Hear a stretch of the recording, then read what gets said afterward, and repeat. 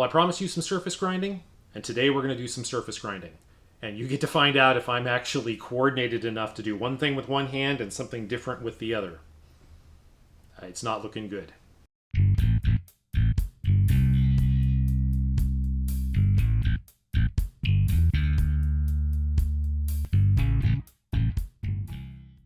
Welcome back to Clough42. Whoa, James, what are you doing? Camera. Yeah, but it's my camera. Okay. We're in Woods Creek Workshop, okay? Okay. All right, so let me do it. All right. Hi, guys. Welcome back to Woods Creek Workshop. As you can see, we have James from Clough42 joining us. We're going to work on doing some surface grinding for his PCB separator that he purchased. We're going to make that nice and pretty, and he made some new blades, right? So We're going to surface grind. So let's get to it. Well, let's take a look at two parts that James brought.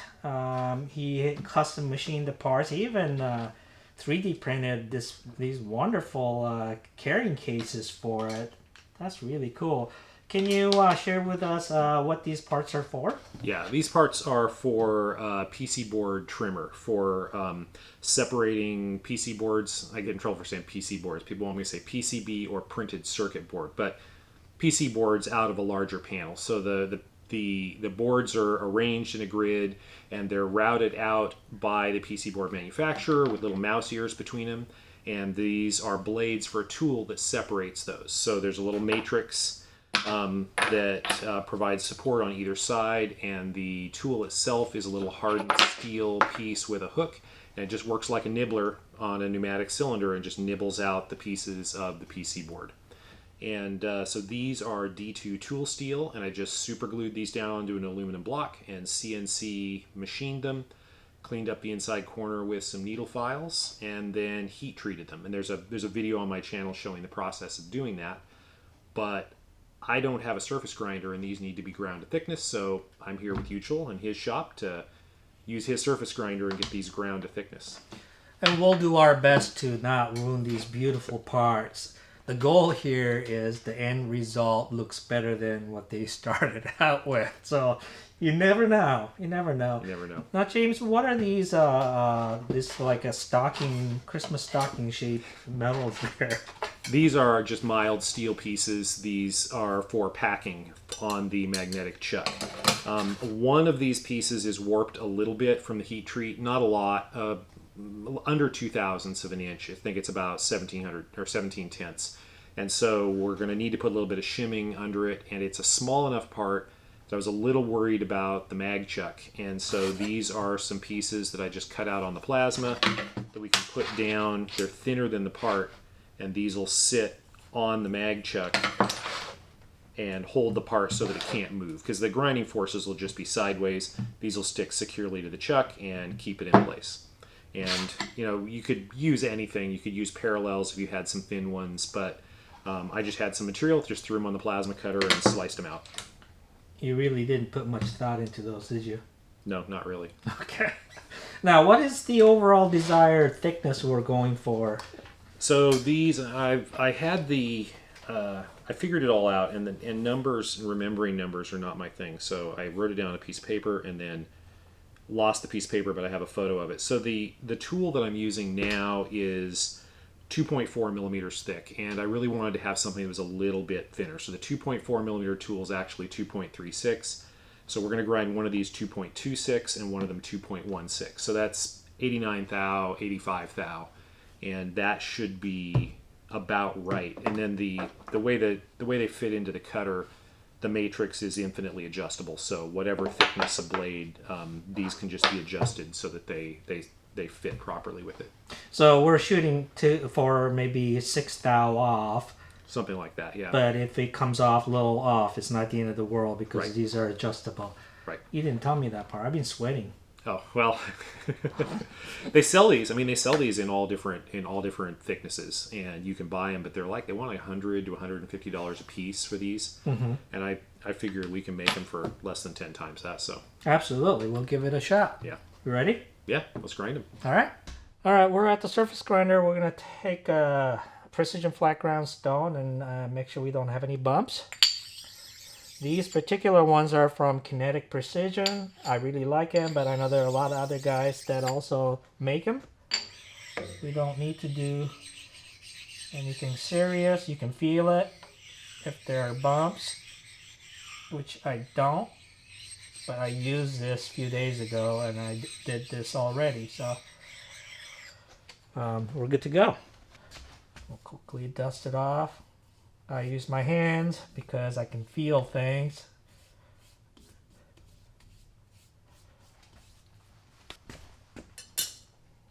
Alright. Just want to make sure that there are no nasties on there. Feels good.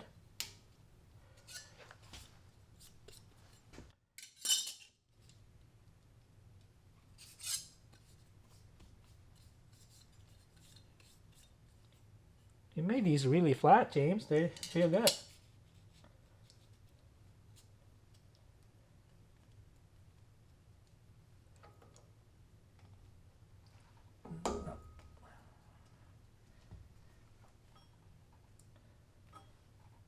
You know what? Cosmetics matter.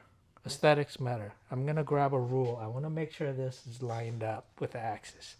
We don't want grinding marks that are off axis. You know, the other approach is just to set it at an angle.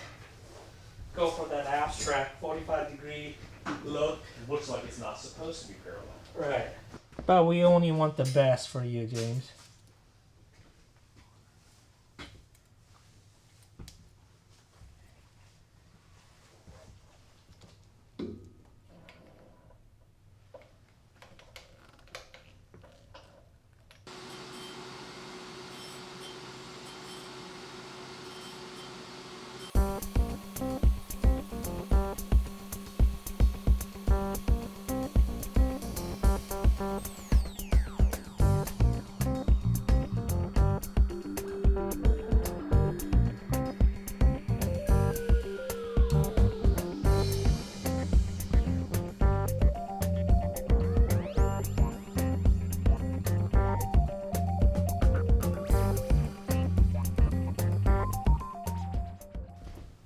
I got it dirty, James.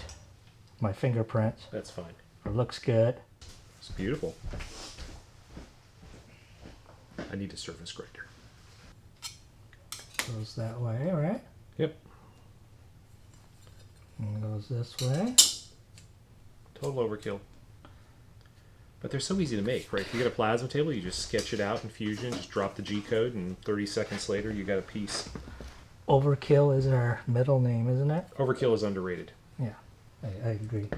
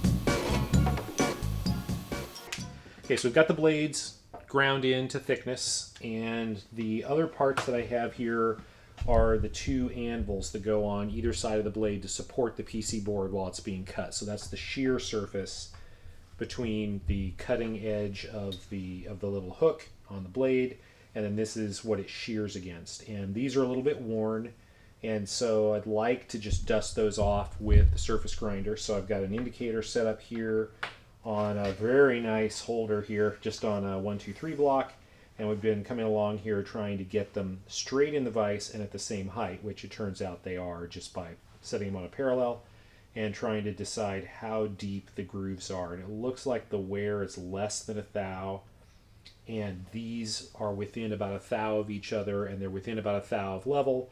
So if we throw this in the surface grinder and dust a couple of thou off of these, they should be nice and flat and clean, as good as new, and paired up with a new set of blades, we should be good to go. Cut some PC boards.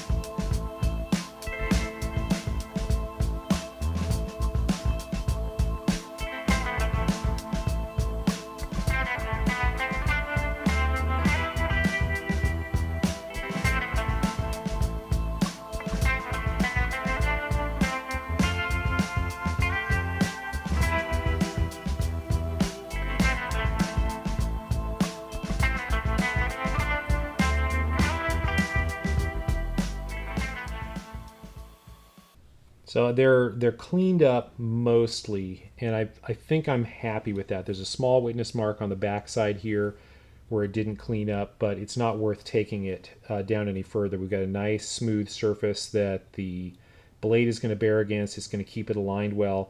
There are some small gouges. I say small, they're really deep. They're several thou deep. It's not worth trying to grind those out. There'd be no material left. Or we'd get past the step and then there'd be no clearance for the offcuts to fall through. So I can either just use it as it is, or I can actually reverse them so that the hook is on the other side and it'll wear against a fresh section of this. So I think that is going to be fine. They're way better than they were. It's not worth going any deeper. I think we'll end up remaking the parts if we end up trying to go deeper. Yeah, they turned out really nice. Yeah, the surface is really beautiful. And these are soft compared to the hard D2, and it ground the same wheel real nicely. Mm-hmm. All right, let's take a look how everything looks. This is the result of James's all hard work. I just got him going, and he did all the work, as you guys saw. I mean, those are beautiful. You sure you've not ground anything before, James? I have not. I want to. Yeah. Now I want to have a surface grinder.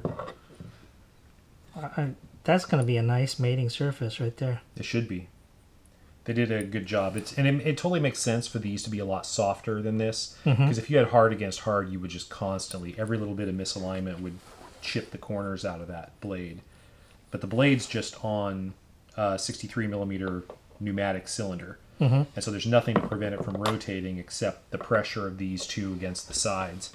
So in practice, this is running between the anvils and pulling down, and so any kind of misalignment, it will nick it. There's really no way to avoid it. So having these be soft and slightly now magnetic I see that.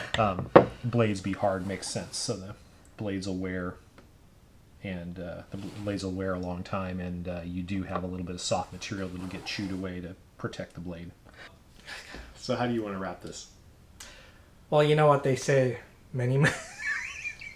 No, I don't. They say many men smoke but Fu Manchu. I don't know what that means, but James got his parts made. And I'm really happy that he was able to visit and grind these out and meet his expectation. They do meet your expectation. Oh, right? absolutely. These are great. I need a surface grinder now. I thought I wanted a surface grinder. Now I know I want a surface grinder. So thank you very much for the use of your shop and the use of your tools and for just hanging out. It was a lot of fun, and we will definitely have to do it again. Yeah, well, taste not over. We're going to have more fun off camera. Yeah, for sure. Until next time, thanks for watching. Yeah, thanks.